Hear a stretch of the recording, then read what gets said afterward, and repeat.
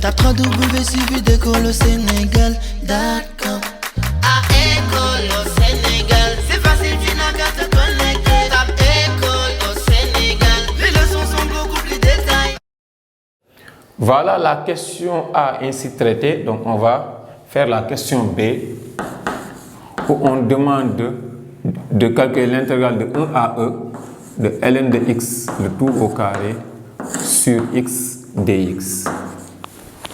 Voilà, là aussi on a donc un rapport de deux fonctions et donc pour calculer l'intégrale d'une fonction, si cette fonction là est un produit ou bien donc un quotient, il faut essayer de voir donc qu'est-ce qui lie ces deux fonctions là. Est-ce que l'une n'est pas la dérivée de l'autre ou bien dans l'une est-ce qu'on peut tirer donc la dérivée de l'autre. Parce qu'ici vous savez que ce qui est à l'intérieur donc c'est d'abord ln carré ln de x le tout au carré au niveau du numérateur, c'est la même chose que ln carré x et c'est différent de ln de x au carré parce que ln de x le tout au carré c'est la fonction ln qui est élevée au carré. C'est la même chose que quelqu'un qui écrit ln carré de x. Ou bien maintenant, donc, il faut éviter d'écrire ln de x au carré, parce que ln de x au carré, c'est 2 ln de x, donc c'est différent. Donc c'est ça la fonction qui a été donnée au niveau du numérateur. Et au niveau donc, de l'autre du dénominateur, c'est égal à x, mais on va considérer ça comme un produit de fonction, donc c'est 1 sur x. En réalité, on a pris 1 sur x, multiplié par ln carré de x pour avoir donc, la fonction qui est à intégrer. Maintenant, on va voir qu'est-ce qui lie ces deux fonctions-là. On sait que la dérivée de ln de x égale à 1 sur x. Donc ça c'est évident. Donc on va essayer de retrouver. Donc si dans l'une on peut tirer la dérivée de l'autre, on va essayer de trouver la formule u' u à la puissance alpha. Donc sa primitive va donner u à la puissance alpha plus 1 sur alpha plus 1. Sachant qu'alpha est différent de moins 1 bien sûr. À partir de là, donc dès qu'on a cette forme-là au niveau de l'intégrale, on dit que sa primitive égale à u', et donc u à la puissance alpha plus 1 sur alpha plus 1. Donc, qu'est-ce qu'on va faire? Donc, on sait que ln de x, le tout prime, égale à 1 sur x. Donc, à l'intérieur de l'intégrale, on a la forme 1 sur x multiplié par ln de x, le tout au carré. Parce que 1 sur x, ln de x, le tout au carré, c'est égal à ln de x, le tout au carré sur x. Donc, ici, c'est u', u à la puissance 2. Et sa primitive devient u à la puissance 2 plus 1 égale à 3 sur 3. Facile, notre u égale à ln de x. Donc, pour calculer la primitive, je me retrouve avec ln de x, le tout au cube sur 3. Et donc, c'est ça qu'on va prendre donc, sur l'intervalle donné pour calculer b. Donc, ici, b égale à donc, ça qu'on prend entre 1 et e. Il suffira seulement de faire sortir donc, le 1 tiers si vous voulez. Donc, ça donne 1 tiers ln de x, le tout au cube que je prends entre 1 et e. À partir de là, je me retrouve avec 1 tiers facteur de et là, donc je remplace e par sa valeur. Donc il y avait un cube ici, c'est ln de e, le tout au cube, moins, et là je remplace avec 1, j'aurai ln de 1, le tout au cube. Donc ça donne 1 tiers. ln de e égale à 1, donc ça donne 1 au cube qui est égal à 1, ln de 1 égale à 0, tout ça va donner 1 tiers, donc b égale à 1 tiers. Donc ici, on avait intégrale de 1 à e de ln de x, le tout au carré sur x, dx. Maintenant, donc, on dit qu'on a un produit de fonctions. Donc, même si on a un quotient, donc c'est la multiplication par l'inverse. On va dire que donc, le numérateur est égal à ln de x. Et maintenant, l'autre fonction par produit est égal à 1 sur x. Maintenant, on va voir ce qui lie les deux fonctions-là. Sans la puissance, on sait que la dérivée de ln de x est seulement égale à 1 sur x. Donc, on a la forme u' u à la puissance alpha, sa primitive. Donc, je vous disais que les primitives des fonctions usuelles les primitives usuelles, autant pour moi, les primitives usuelles sont disponibles sur la plateforme. On n'avait qu'à regarder ces formules-là et appliquer. Donc, si vous avez la forme u' u à la puissance alpha, donc la primitive c'est u à la puissance alpha plus 1 sur alpha plus 1. Sachant que u égale à ln de x, je me retrouve avec ln de x à la puissance 2 plus 1 égale à 3 sur 3. que je prends entre 1 et E, je peux faire sortir donc le 1 tiers, ça donne 1 tiers de ln de x au cube que je prends entre 1 et E. Donc ça donne ln de E, le tout au cube, qui est égal à 1 au cube, parce que ln de E égale à 1, moins ln de 1 aussi égale à 0. Ici, ln de E, on sait que c'est égal à 1. Et je me retrouve avec 1 au cube qui est égal à 1, moins 0, et tout ça va donner 1 tiers. Donc B, c'est le réel 1 tiers. Donc, on va passer à la question C. Et la question C ici, c'est intégrale de 0 à pi sur 2 de 3 sinus carré x cos x dx. Donc, si on a un alpha ici, dans un premier temps, on peut faire sortir l'alpha, sachant que alpha est une constante réelle. Je veux dire que c'est égal à 3 que je prends, donc intégrale de 0 à pi sur 2 de sinus carré x cos x dx. Et je disais tout à l'heure quoi, que si vous avez un produit de fonctions, il faut essayer de voir donc qu'est-ce qui lie ces deux fonctions-là. Est-ce que ces deux fonctions-là, on peut dire que la dérivée de l'une est, donc on peut faire sortir la dérivée de l'une donc au niveau de l'autre, ou bien donc l'une est une dérivée, ou bien donc dans l'une on peut faire sortir donc la dérivée de l'autre. On sait que c'est sinus qui est élevé au carré, donc c'est la fonction qui a été élevée en puissance qu'on va prendre comme i, comme u. Tout à l'heure, regardez ici, notre objectif c'est de chercher donc la formule u' à la puissance alpha.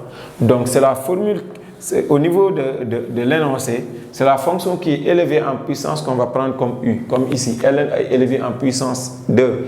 Donc c'est ça que j'ai pris comme u, et en dérivant, donc j'ai 1 sur x, et j'ai dit que j'ai la forme donc u' à la puissance alpha, et l'alpha revient, c'est la puissance. Là aussi, comme sinus est élevé en puissance, je dis que je vais poser d'abord, en essayant pour vérifier une formule, je vais poser u égale à sinus x. Et la dérivée de sinus, c'est cosinus. C'est la dérivée de sinus qui est égale à moins cosinus. Mais la dérivée de sinus, c'est égale à cosinus. La primitive de sinus est égale à moins cosinus. Donc, il ne faut pas confondre la dérivée les formules usuelles de dérivée et de primitive. Donc, si u égale à sinus x, sa dérivée va donner cosinus x. Maintenant, à partir de là, je peux dire que donc j'ai au niveau à l'intérieur, j'ai la forme u' à la puissance 2. Sachant que u égale à sinus x, donc à cause de la commutativité, u' peut être devant ou bien derrière, donc là vous le savez. Donc j'ai au niveau donc, de l'intégrale, donc la forme est u' à la puissance 2. Donc sa primitive c'est u à la puissance 3 sur 3, sachant que u égale à combien? Sinus x. À partir de là, je peux dire que c égale, j'ai fait sortir le 3. Et à l'intérieur, dès que j'ouvre donc un crochet, dès que j'ouvre les crochets, ça veut dire que je suis en train de passer aux primitives. Et à partir de là, donc sinus donc au carré x, ça permet donc sinus au carré cos x, comme j'ai la forme u' à la puissance alpha, je peux dire que c'est égal à sinus à la puissance 3 x sur 3. Et je fais sortir le 1 tiers encore, ça donne 3 sur 3 sinus à la puissance 3x, que je prends toujours entre 0 et pi sur 2. 0 et pi sur 2. Donc je suis à 0 et pi sur 2. Donc 3 sur 3 égale à 1. Je me dis que c'est égal à sinus au cube de pi sur 2 moins sinus au cube de 0. Sinus au cube de pi sur 2 égale à 1 au cube donc. Parce que sinus de pi sur 2 égale à 1 et sinus de 0 égale à 0. En réalité, donc c égale à 1. Donc, pour calculer aussi donc l'intégrale de cette fonction-là, donc intégrale de 0 à pi sur 2 de 3 sinus carré x cos x dx. Donc, je vais faire sortir d'abord le 3 dans un premier temps. 3 sort. À l'intérieur, il me reste sinus carré x cos x. Donc, comme c'est un produit de fonctions, donc voilà, qu'est-ce qu'on nous avait dit? De proposer comme u la fonction qui a été élevée en puissance. Donc u égale à sinus carré. On va voir maintenant, est-ce que donc sa dérivée va donner donc l'autre fonction, ou bien dans sa dérivée on peut tirer donc l'autre fonction, parce que aussi sa dérivée ici on pouvait avoir 2 cos x. Ça veut dire que la fonction qui est à l'intérieur c'est la moitié de sa dérivée, etc. Donc on pouvait avoir une constante ici, et là, à vous de diviser ou bien de multiplier pour retrouver donc la fonction qui a été donnée donc, dans l'énoncé. Mais ici, il se trouve que si on dérive sinus, on retrouve directement cosinus. À partir de là, donc, on a ici la forme u à la puissance 2 u'. Ça veut dire que u' à la puissance 2, sa primitive c'est u à la puissance 2 plus 1 égale à 3 sur 3. Donc c'est ce que j'ai fait en posant sur u égale à sinus x, je me retrouve avec sinus au cube de x sur 3. Maintenant 1 tiers, je vais faire sauter, il y avait déjà un 3, donc ça saute, c'est 1. Donc, et maintenant c'est sinus cube que je vais prendre donc entre pi sur 2 et 0. Sinus de pi sur 2, sachant que ici vous savez que donc 0 est là, pi sur 2 est là, donc son sinus égale à 1, c'est évident, et sinus de 0 égale à 0, et donc le résultat de C qui est égal à 1. Maintenant, à partir de là, on va essayer de passer à la question D. Voilà, on va passer à la question D. La question D, c'est intégrale de 0 à 2 de e de x sur e de x plus 2 dx. Tout à l'heure aussi, je vous dis que vous avez ici donc deux fonctions, donc le rapport de deux fonctions, e de x au niveau du numérateur. Au niveau du dénominateur, on a e de x plus 2. Maintenant, soit vous faites d'abord donc le produit, on a e de x sur 1 sur e de x plus 2, ou bien donc vous faites donc numérateur séparé, dénominateur séparé. On va essayer de voir qu'est-ce qui lie ces deux fonctions-là, qui forment donc le quotient. À part, je sais que la dérivée de ça va donner e de x. En réalité, donc, à l'intérieur de l'intégrale, on a la forme u' sur u. Parce que u, si je pose u égale à e de x plus 2, u' va donner e de x seulement parce que la dérivée de e de x égale à e de x et la dérivée de 2 égale à 0. Maintenant, la dérivée de e de u, qu'est-ce qu'on avait dit? C'est égal à, donc, u' e de u. Souvent, u est une fonction affine qui est donnée. Maintenant, la dérivée de e de u va donner u' e de u. Maintenant, donc souvent, u est de la forme ax plus b. Donc, la forme qui est donnée en TS2.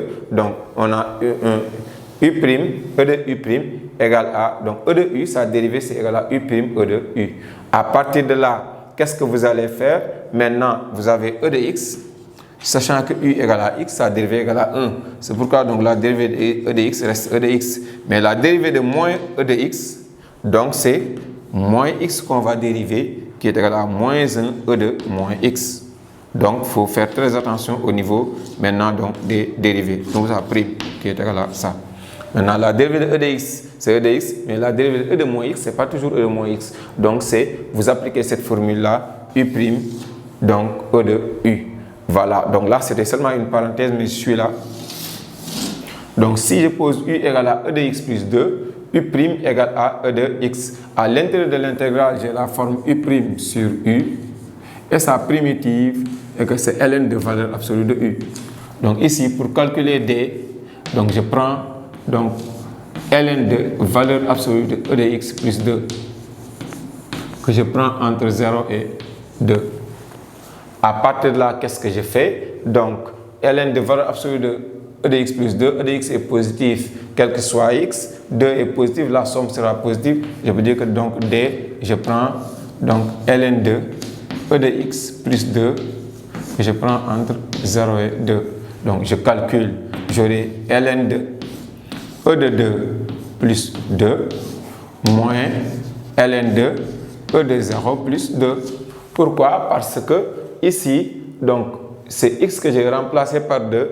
J'aurai ln de e de 2 plus 2 moins ln de e de 0 plus 2 parce que 0 aussi, donc c'est la borne inférieure.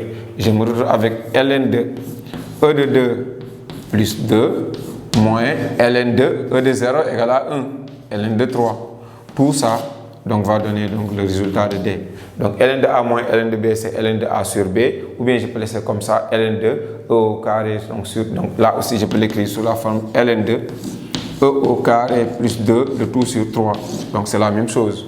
Mais sachez que le résultat est un nombre réel, et donc qui est l'intégrale de la question D. Par la question D, on a e de x sur e de x plus 2. On sait que ce qui est au niveau du numérateur est la dérivée de la fonction qui est au niveau du dénominateur.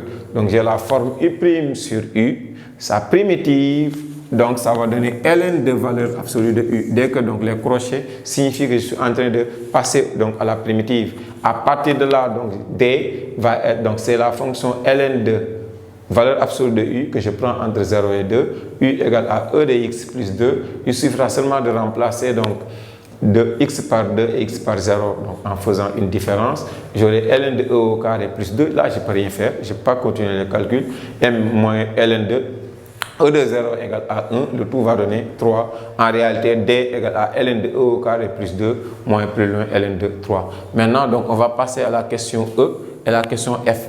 Maintenant on va bien regarder la question E. La question E, c'est intégrale de 0 à pi sur 2 de sinus au cube de x.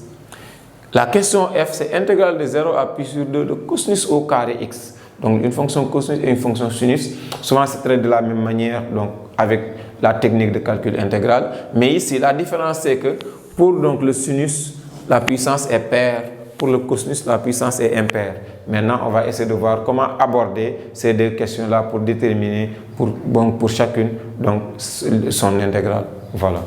La 3W suivi d'école au Sénégal, d'accord.